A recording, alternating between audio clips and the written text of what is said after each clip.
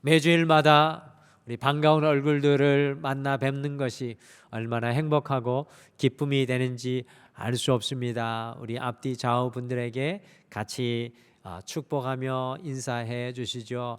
주님 안에 있는 형제 자매님이 가장 아름답습니다 라고 같이 인사해 주시죠. 주님 안에 있는 형제 자매님이 가장 아름답습니다. 네.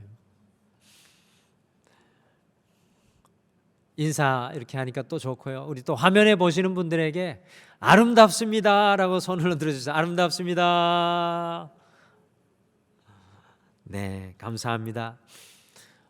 이 출애굽기 3장과 4장에서 만나는 모세의 모습은 이스라엘 백성들을 이끌어내어 홍해 바다를 가르고 40년간 이스라엘 백성들을 광야 사막에서 이끌며 생존하였던 우리가 아주 잘 아는, 우리가 그리고 있는 그런 모세의 모습이 아닙니다. 하나님께서 이집트로 가서 노예로 살아가는 이스라엘 백성들을 구원하라고 하였을 때 모세는 출애굽기 3장과 4절 사이에 무려 5번이나 변명하면서 급기야 4장 13절에 오늘 읽을 말씀에 뭐라고 말씀하십니까? 보낼 만한 자를 보내소서라고 외치고 있습니다. 이 모습을 보고 많은 사람들이 모세의 불신앙을 지적합니다. 그리고 모세의 의외의 모습에 우리가 놀랍니다.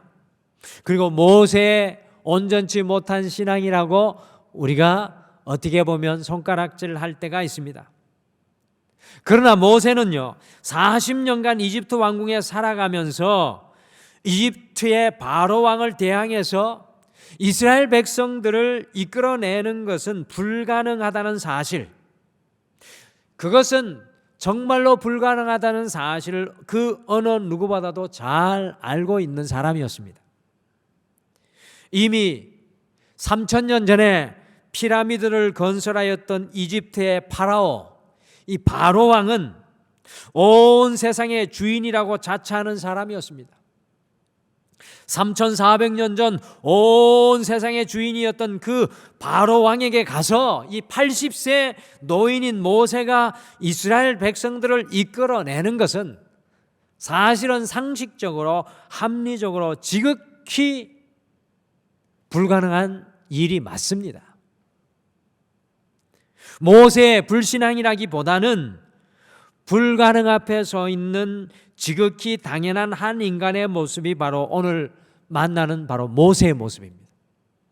여러분과 저는 모세를 손가락질할 자격까지는 아니라도요, 모세를 손가락질해서는 안 됩니다. 지극히 당연한, 지극히 불가능한 상황 가운데 서 있는 모습이 오늘 모세의 모습입니다.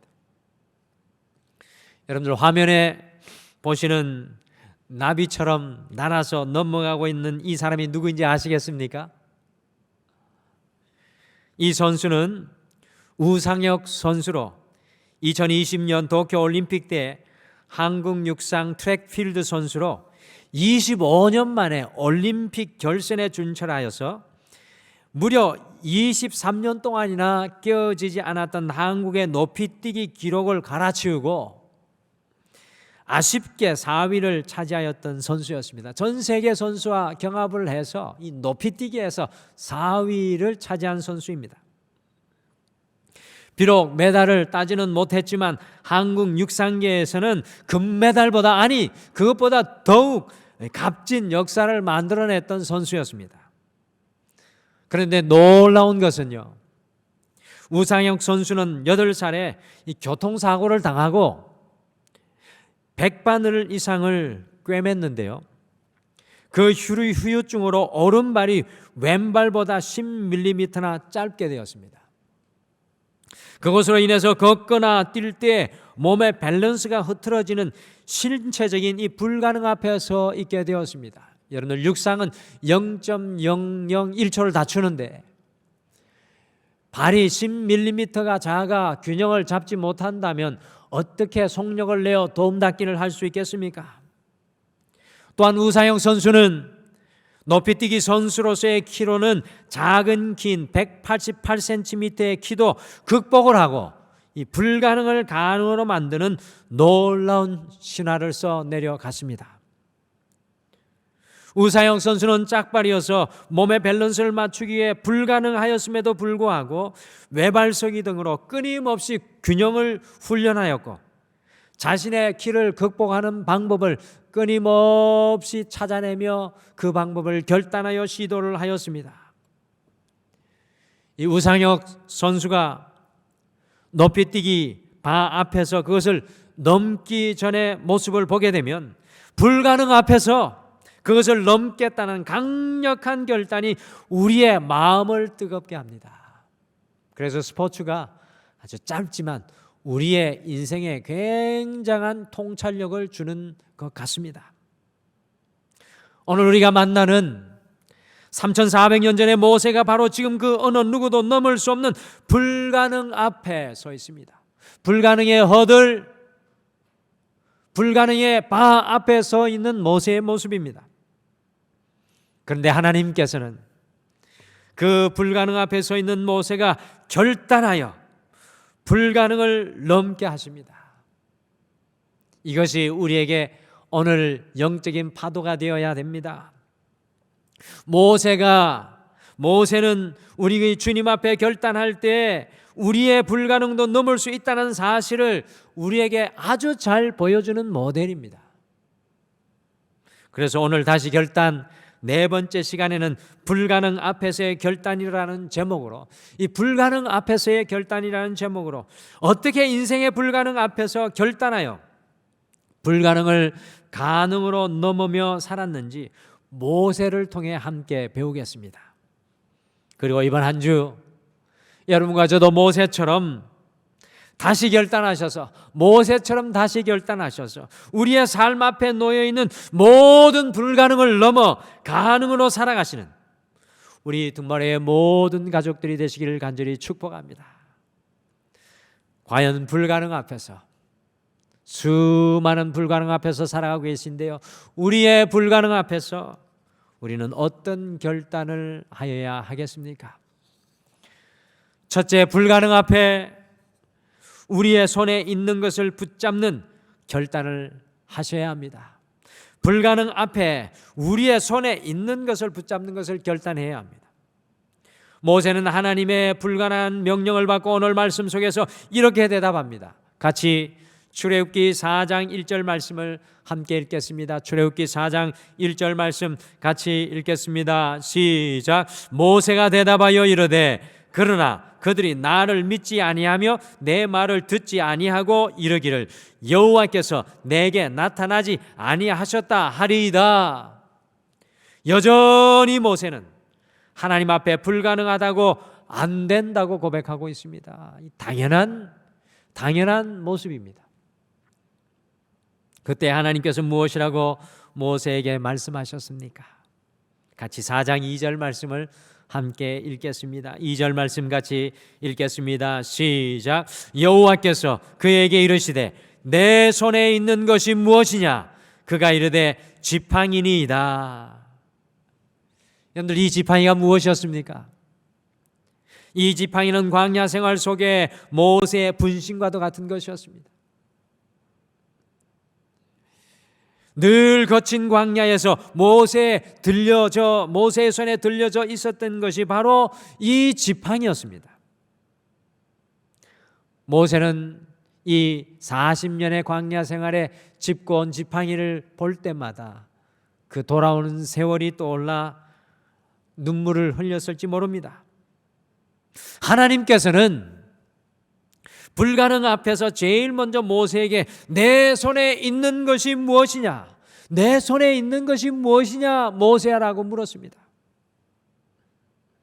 하나님께서는 모세의 불가능 앞에서 하나님의 능력을 먼저 주시는 것이 아니라, 여러분들 이것이 중요합니다. 하나님께서는 모세의 불가능 앞에서 하나님의 능력을 먼저 주시는 것이 아니라 모세의 손에 무엇이 있는지 돌아보게 하십니다. 우리의 인생의 불가능 앞에 마른 막대기와 같은 지팡이 일지라도 하나님은 우리의 손에 있는 것을 통해 역사하십니다. 우리의 생각에는 불가능 앞에서 놀랍고 새로운 것을 주실 것 같은데 하나님의 생각은 우리의 생각과 다릅니다. 나르는 양탄자나 요술 램프라도 하나 주셔야 할 것 같은데 하나님은 내가 가지고 있는 것이 무엇이냐고 물으셨습니다. 하나님께서는 내게 없는 것이 무엇이냐고 묻지 않으시고, 다시 말씀드립니다. 하나님께서는 내게 없는 것이 무엇이냐고 묻지 않으시고, 내게 있는 것이 무엇이냐고 모세에게 물으시고 그것을 가지고 일하시는 것입니다. 그것이 불가능을 넘어서는 기적을 일으키는 시발점이라는 것을 오늘 바로 왕, 이집트의 바로 왕 불가능 앞에서 주님께서 이야기하시는 것입니다. 사람은 없는 것을 먼저 보지만 하나님께서는 있는 것을 쓰십니다. 사람은 없는 것을 보지만 하나님께서는 있는 것을 사용하십니다. 예수님께서 오병이어의 기적을 일으키실 때에도 사람의 손에 있는 것을 사용하셨습니다. 장정만 5,000명이 넘는 인원이 광야에 있어 성인이 7, 8개월 일해하는 200데나리온 이상이나 되는 돈이 있어도 그 인원을 다 먹이기에는 턱없이 부족하였습니다. 그때 예수님께서 모세에게 던지셨던 똑같은 질문을 제자들에게 던지셨습니다. 5,000명 아니 10,000명이 넘어가는 사람들을 앞에 두고 그 불가능한 상황 속에서 예수님께서 제자들에게 물으십니다. 너희들이 무엇을 가지고 있느냐? 그것을 가져오느라고 말씀하셨습니다.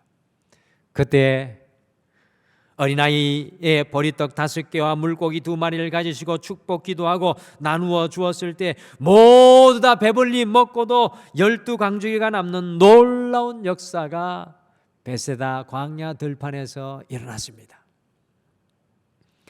인생의 불가능 앞에서 우리 주님은 이처럼 우리가 우리 손에 있는 것을 믿음으로 담대히 붙잡는 결단을 하기를 원하십니다. 모세의 손에 들려졌던 이 지팡이가 주님 앞에 붙잡히게 되었을 때 이 지팡이가 뱀이 되기도 하고요, 나일강을 치니 피로 변하고, 지팡이를 잡고 팔을 강과 운하의 편이 개구리가 올라오고, 지팡이로 티끌을 치니 온 땅에 티끌이 이가 되고요, 지팡이로 홍해를 치니 홍해가 갈라지고, 지팡이로 반성을 치니 물이 나오고, 아말렉과 전투에서 지팡이를 들고 기도하니 승리하는 놀라운 역사가 일어났습니다.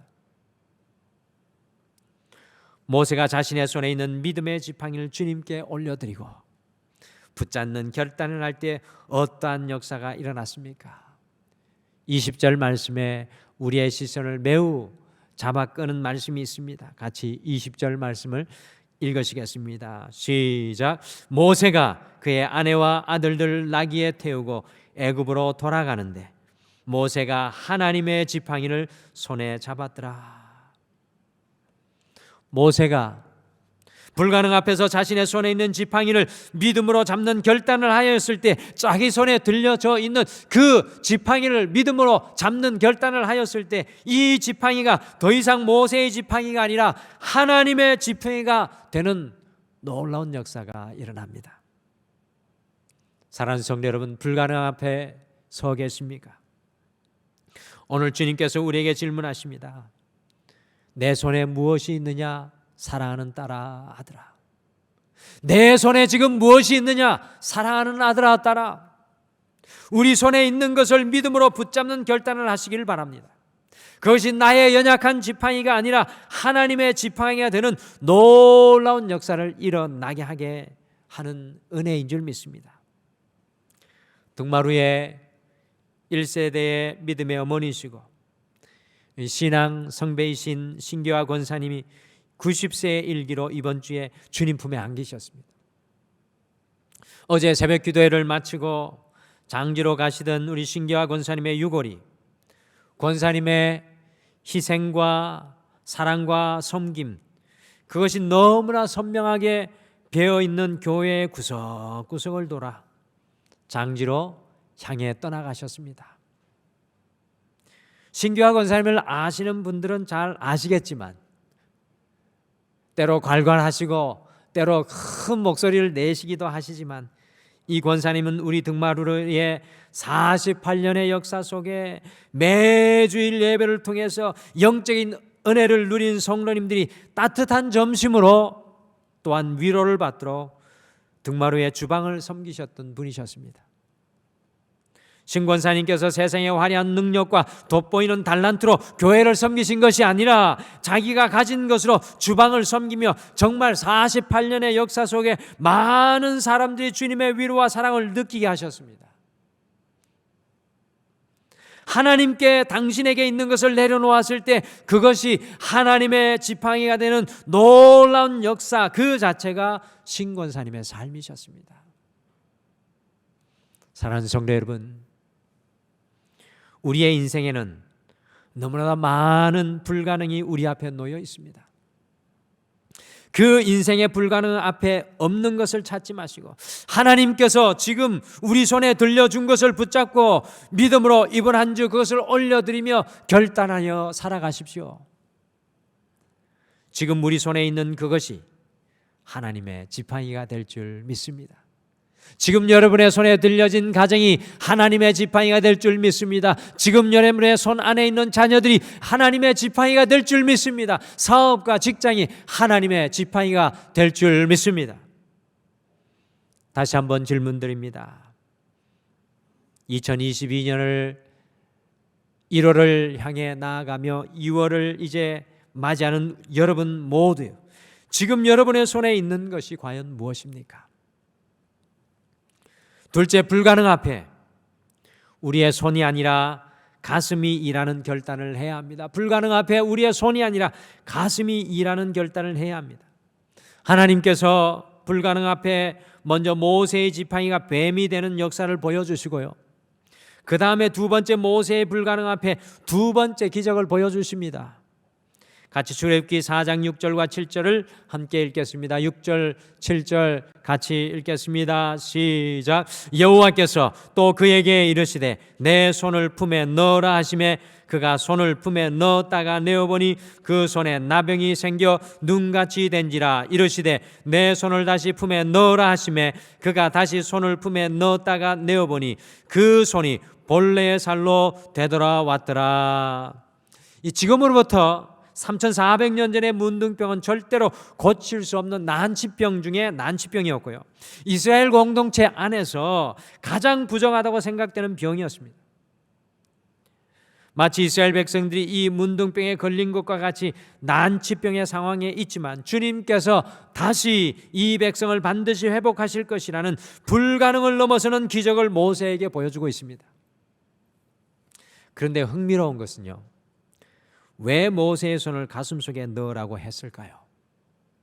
가슴속에 넣지 않고 그냥 모세의 손을 문둥병이 들리게 할 수도 있었을 것입니다. 왜 모세의 손을 굳이 가슴속에 넣으라고 했겠습니까?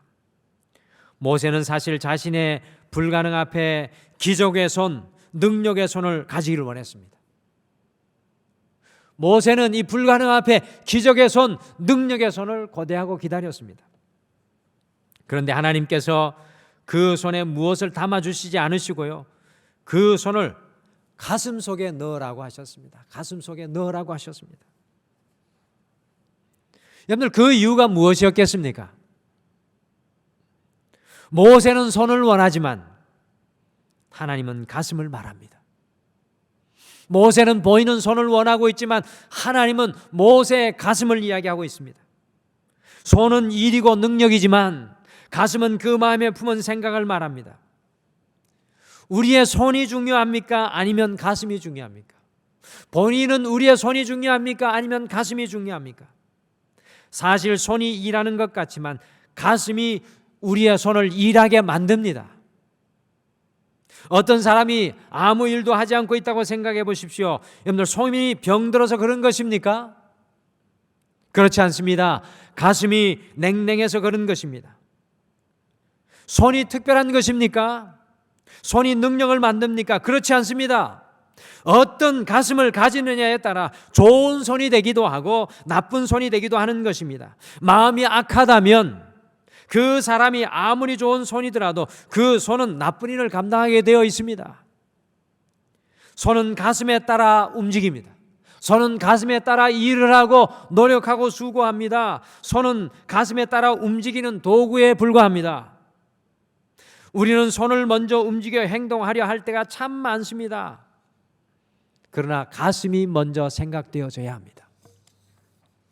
모세가 젊었을 때 이스라엘 백성들을 구제해 보겠다고 손이 먼저 나가서 사람을 죽이는 살인자가 되고 말았습니다.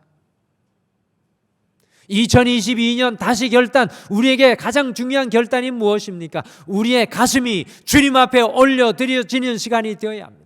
우리의 가슴이 결단하는 역사가 일어나야 됩니다. 우리 손이 아니라 우리의 가슴 속에 하나님이 주시는 결단이 품어져야 합니다. 가슴이 뜨거운 것에 따라서 손이 움직이게 됩니다.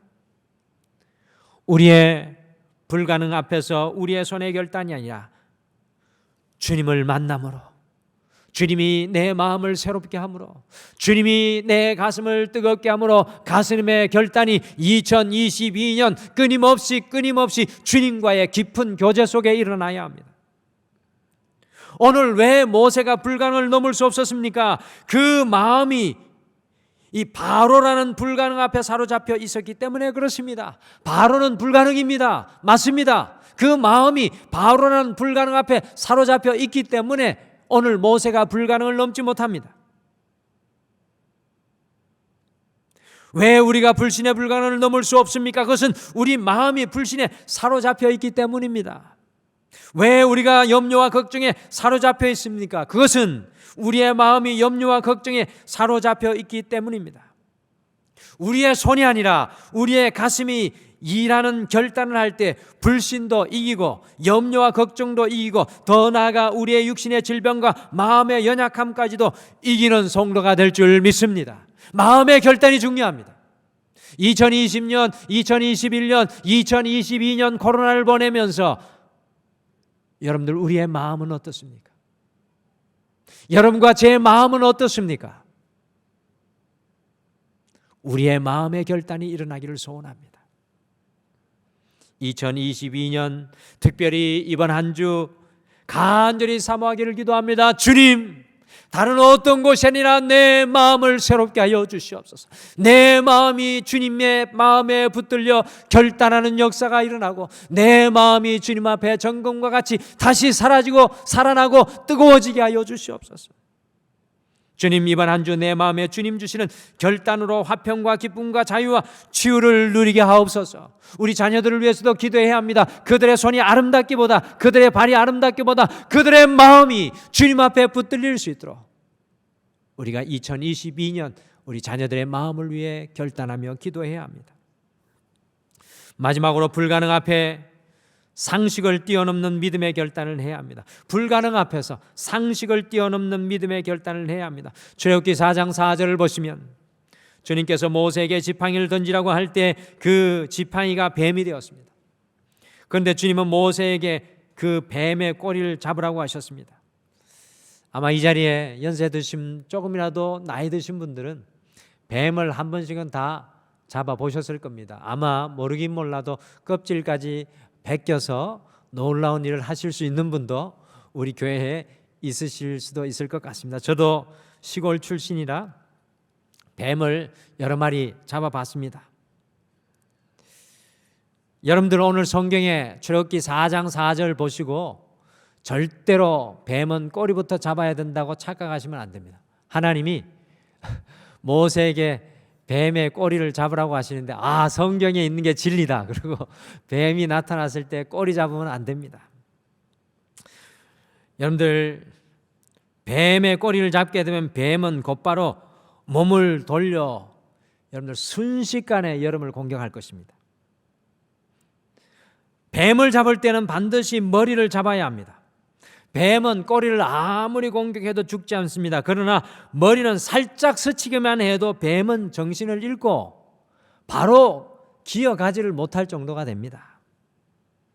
그런데 우리 하나님은 모세에게 뱀의 꼬리를 잡으라고 하는 겁니다. 저는 이 성경을 보면 참 많은 아이러니가 숨어 있다고 생각합니다. 광야에서 모세가 방울뱀, 독사, 코브라, 얼마나 맹독의 뱀들을 많이 광야 40년 동안 보았겠습니까? 꼬리를 잡으면 안 된다는 사실을 모세는 어느 누구보다도 잘 알고 있었을 것입니다. 특별히 방울뱀의 꼬리 잡으면요, 큰일 납니다. 방울뱀은 꼬리에서 독이 사방으로 튀어서 눈에 들어가면 눈이 어두워져서 갈 길을 알지 못할 때 방울뱀은 그 먹이를 잡아먹는다고 합니다. 그런데 모세는요, 하나님의 명령에 순종함으로 불가능 앞에서 상식을 뛰어넘는 믿음의 결단과 순종을 하였습니다. 너무나 많은 성도들이 불가능 앞에서도 지극히 상식적으로 신앙생활합니다. 저의 이야기도 합니다. 너무나도 많은 성도들이 불가능 앞에서도 지극히 상식적으로 신앙생활합니다. 여러분들, 상식적인 신앙으로 결단하는 성도는 지극히 상식적인 열매만, 은혜만 거두게 되어 있습니다. 그러나 모세를 보십시오. 그 상식을 뛰어넘는 믿음의 결단으로 뱀의 꼬리를 잡게 되었을 때 불가능을 넘어 가능의 은혜를 경험하는 문이 열리게 됩니다. 세 번째 기적인 나일강의 물을 떠다가 마른 땅에 놓았을 때 피로 변하는 기적 역시도 상식을 뛰어넘는 믿음의 결단이었습니다.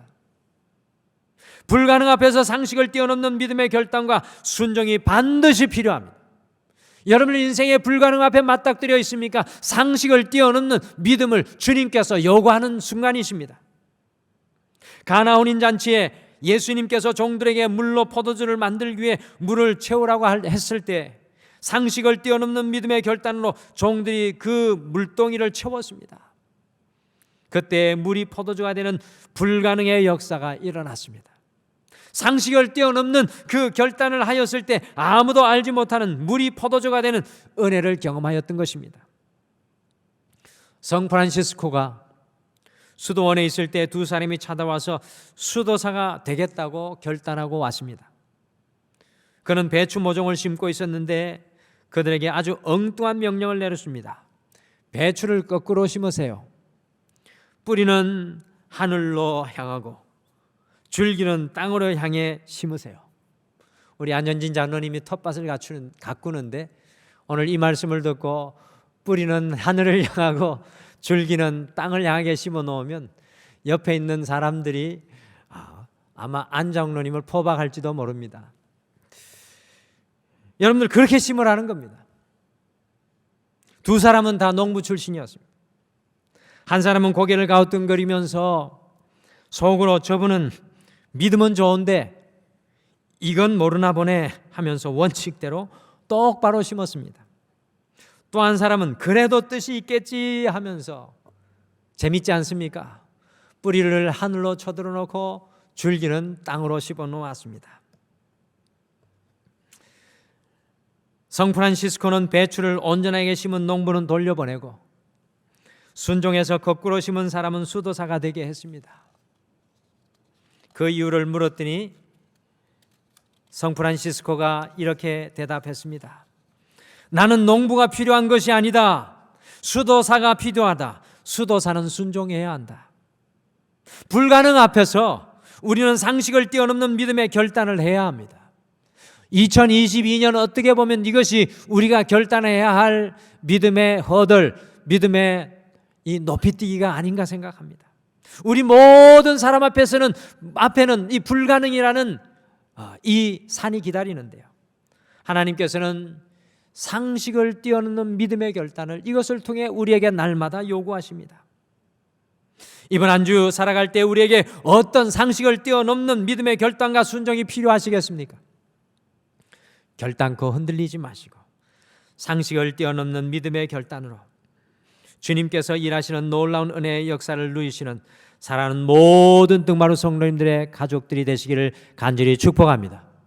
제가 올해 하나님 목회하면서 여러 가지 바쁜 일정 속에 성경을 삼독하겠습니다라고 결단을 했는데, 여기 경기도 파주 가는 쪽에 목사님이 계신데 제가 그 말씀을 했더니만, 박 목사, 나는 한 달에 한 번씩 성경을 일독하기로 결단했네 라고 하시는데, 와, 주님, 상식을 뛰어넘는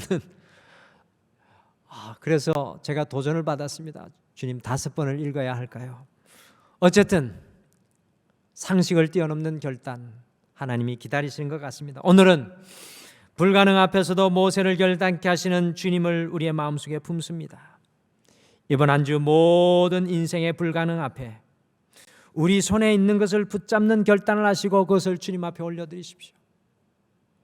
손이 아니라 가슴이 일하는 결단을 하십시오. 주님 앞에 여러분의 가슴을 새롭게 올려드리십시오. 마지막으로 상식을 뛰어넘는 믿음의 결단.